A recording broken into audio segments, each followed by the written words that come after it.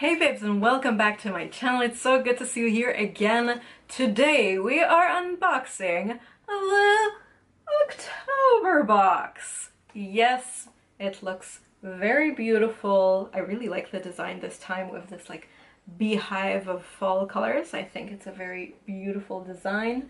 I'm also really loving the golden eyelashes. Beautiful, isn't it? So if you're curious to know what I thought about everything we got in the box today, to see me try it, to swatch it, to apply it on my face, then just keep on watching. So I zoomed in a bit closer so that you could see the makeup application a bit better. The first product that we're going to try from the box is the Trifecta by Monika Dar. It's technically a powder that could be used for the brows, bronzer, and for the eyes. So we're going to do all of that. The powder looks like this. I have to say that I don't like the packaging. It seems like a packaging of something that really just wants to be depotted, but I don't see any sign of an easy depotting of this powder, and I can easily see this thing breaking just by opening it over and over again. So packaging is like C-. I really don't think it's good packaging, but let's try the powder. So first I'm just going to bronze up the skin with it. Ooh, wow, did you see that? So much fallout. Not the type of powder that you should swirl into. Maybe just a very gentle tap instead. But let's see how this works. I'd say it's actually pigmented. Maybe a little too much for a bronzer, but let's see what happens on the other side after I used the majority of the powder from the brush. I like this side better, a bit softer. So let's see if I can blend it out a bit into something softer. Not very blendable. I don't think it blends very beautifully, and maybe it's just a tad bit the wrong shade for someone like me. But let's try it as a brow powder. So I'm taking a much denser brush. Let's see how this works. Oops. So do you see this? The wrongest color for brows like mine, but the perfect color for someone that's naturally ginger or is now rocking red hair. Then it would be perfect for that, but no. I should have known, but I had to try. So I'm going to just put something else in my brow, but I am going to use this as a transition shade on my eyes. I think it could be nice for that. We'll see. So I think that as a transition shade for the eyes, it's quite an ideal color. It's warm. It did blend out a lot easier as an eyeshadow on the eyes than it did as a bronzer on the cheeks. So I think this is probably the best usage I could get out of this Trifecta powder. So let's move on to the next product. The next product that I'm going to test is this tiny stick highlighter by TINI Beauty. And I have to say that TINI Beauty really fits this time, because do you see how small this is?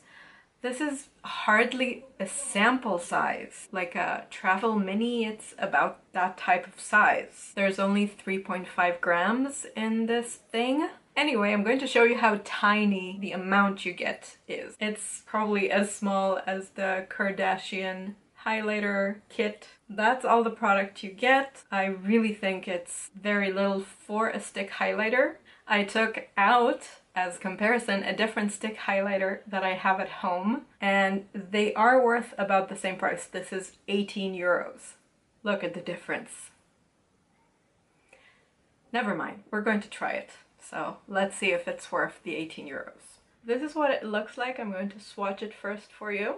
I have to say that the swatch isn't impressing me. It's not very pigmented, and it looks a bit skippy, if you know what I mean. It's not as if you can see the entire color in that one swipe. So maybe you can see that it's just not even for that type of swipe. I'm not very impressed right now, but let's try it on the face. This is just the swipe of the product on the skin, not blended yet. Right now it looks cakey, so let's see how it blends and if it looks at least natural, because it's not blinding, that's for sure. So I tried blending it with my fingers, thinking that maybe using a tool that is warm, like my fingers, maybe might melt the product a bit and make it more malleable, like easier to move around and more spreadable. But no, it didn't really move better when using my fingers, and it exaggerates the appearance of pores in this area. It's not very reflective. It doesn't have any wet type of reflection coming out from it. So I gotta say that this stick highlighter is a total pass. So definitely not gonna ever use this again. It's just not a good product. The third product that I'm going to try from the box is an eyeliner by the company called So Susan. Love the name. So Susan. And this specific eyeliner is the only vegan product in the box. It's supposed to be waterproof and awesome. Let's hope that it is. So this is what it looks like outside of the box. They do mention that it's supposed to be vegan, no parabens, no phthalates, no gluten, none of the bad stuff. So that is always good to hear. Let's just hope that it actually is a good eyeliner. So let's open it up and see. I felt some sort of resistance, so I have a feeling that this might be a brush type of tip, so I'm going to try and bend it a bit. No, it's probably just a normal felt tip, and it's a bit hard, so that might make it harder to like create a flick or to like be more accurate if you're doing something that is more of a winged liner and not just tracing your eyelashes. Another thing I notice that isn't really good is that when you take it out, a lot of product is on the little felt tip, so I'm going to try and take out some of this excess right here. So that is a small disadvantage already. Well, this is still pretty easy because I'm just leaning it on my eyelash root. I'm already noticing that the product on the felt tip is already really dry, so I have to now re-dip in to be able to slightly get the tiny flick out. So that might also be some sort of a disadvantage, because when your eyeliner dries fast, it can be sometimes harder to work with it around. If you have tiny mistakes, it's harder to fix it. But it is very black, so that's a good thing I can say about it.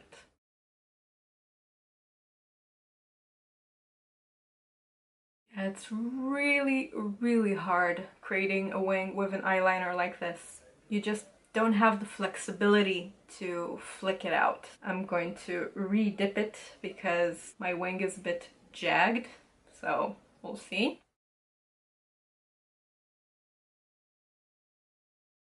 Yeah, I just don't like this eyeliner. I don't enjoy using this, but we're still gonna do the other eye. God damn it. I'm going to erase my eyes. I'm sorry. By the way, now when cleaning the eyeliner, I noticed that the So Susan eyeliner is a crumbly type, which, ugh, I can't tell you enough how much I hate the crumbly type of eyeliners, because they're usually the type that would actually be really painful to remove, and I'm already feeling it now. I really feel like someone just scratched my eye. So yeah, I don't think I'm even going to ever use that eyeliner again. So while I was just now removing this eyeliner from my eyes, I can give you even further review on this. It hurts so much to take this off. This does not need to feel this way.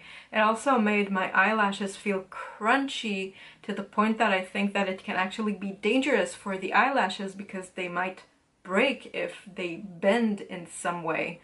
So wow. I cannot say enough how much I really dislike this eyeliner, and I really think you shouldn't even use it if you got it in the box. Just immediately, I don't know, I don't know. Because like I would say give it to someone that might need it, but I don't want anyone to use this. It really doesn't do a good job and it doesn't feel nice on the eyes. I'm so sorry, so Susan. So sorry. So I'm not putting eyeliner today. This is not an eyeliner day, I'm sorry. And I also thought that since the fourth product is a mascara, then you will see better how good the mascara is if I don't have eyeliner. Huh? I thought about everything, see? So this is the fourth product. It is a mascara by this company I've never heard of, but is apparently a Dutch company called Faye. Now this mascara is called the Superb Mascara. Quite promising. It says here on the box, magnificent and elegant lashes, but the thing that kind of scares me is that it says semi-permanent. What? What does this mean? And the booklet this month, they didn't mention anything about it being semi-permanent. What I think of when I read semi-permanent is that maybe there's a bit of dye in this mascara and that it slightly dyes your eyelashes. I don't mind that, so I'm still going to try it. So this is what the mascara looks like inside. It's like a very yellowy, almost orangey gold, and the wand of this mascara looks like this. It's a silicone wand. It's very long, as you can see. It's not very wide, but it's not one of the thinner ones. So let's give it a go. I am curling my eyelashes first though, because I do that anyway. It also helps me to know whether a mascara can hold a curl or not. Little pieces from the eyeliner are still falling off of my eye. God damn it.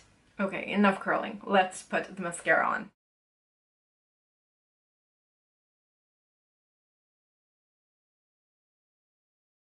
Okay. I'm gonna put you a bit closer so you can see what I'm seeing. You see that? It's actually pretty good. Okay, this is like only half of the eyelash, but I can already notice that it gives volume without looking clumpy. There's still a taper type of look to the eyelash, which I love, and not too much clumping, although some, but for that I have my eyelash comb anyway.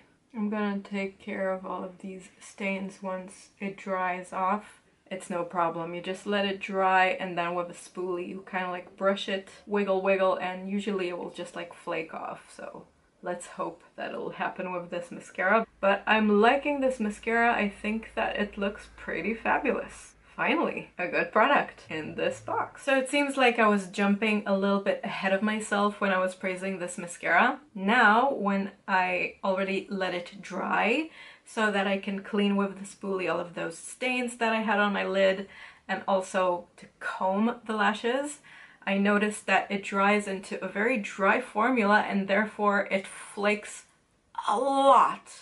And also the lashes, like, if you touch them, which sometimes happen during the day, I mean, of course you're not supposed to touch your lashes if you have mascara on them, but if you're going to touch them, then you're actually going to like flake off that beautiful volume that you got from that initial application. So now after combing the lashes, which is something I do every time I put on mascara, I literally flaked off a huge portion of the volume that I got from this. And I don't get that from most of my mascaras. So I still think that the formula is a bit problematic. There's a huge chance that this mascara will flake out throughout the day. So it's a so-so mascara because it does give a beautiful effect, but it's probably not gonna last at all. Okay, so now we're going to put all of our eggs in just one basket because we only have one product left to redeem this kind of crappy box. Like, this was a really disappointing box. This product is a lip pencil and it's by a Canadian company, ooh, Canada, called Estate. The shade is called Sweeter Season and looks like this. It's a bit of a rosy shade. It has this little hint of a gray undertone to it. It is a new brand, so let's hope they got it right with the lip pencil. I'm just going to put it on my lips right now. Let's see.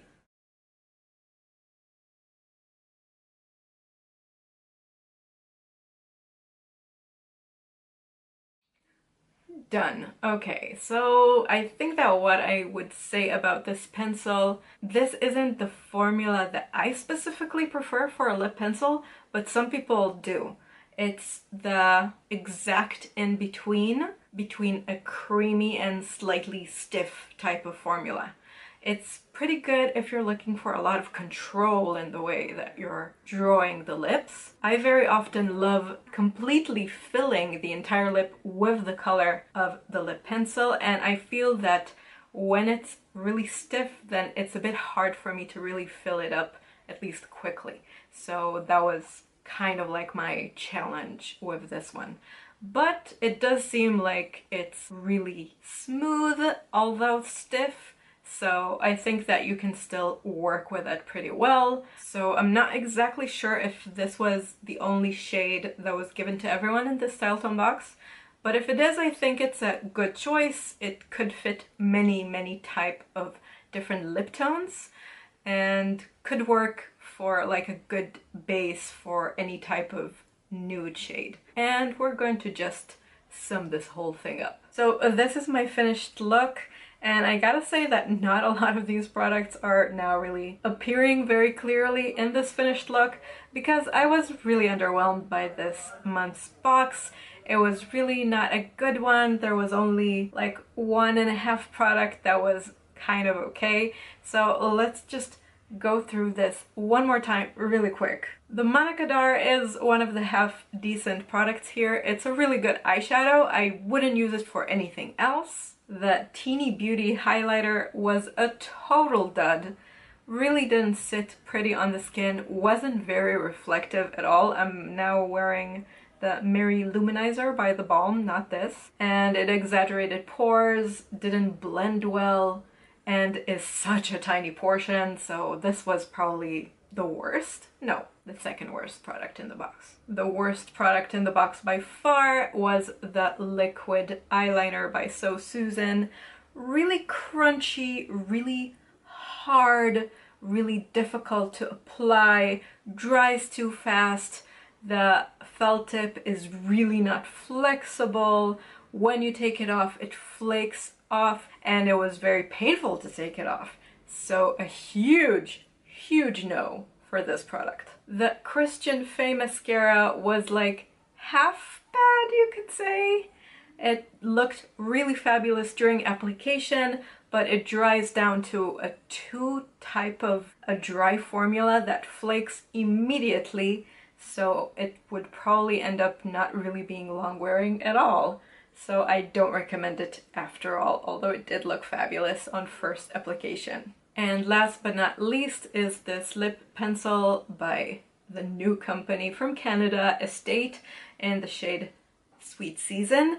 And it is what's on my lips now. I only added kind of like a lip topper lip gloss with a bit of gold flakes in it, but you can still see this color peeking through. I think the color is really nice.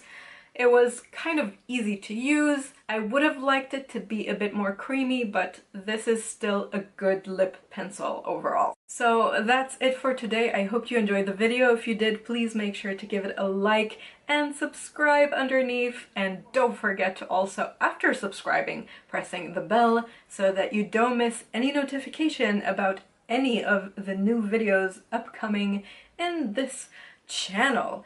And if you really want to be on top of everything, you should also join me on my social media platforms. On Instagram, I'm YoffiBeauty, and on Facebook, I'm YoffiBeauty Dorine Makeup Artist. That's it for now, and I'll see you in the next video, loves. Bye, babes!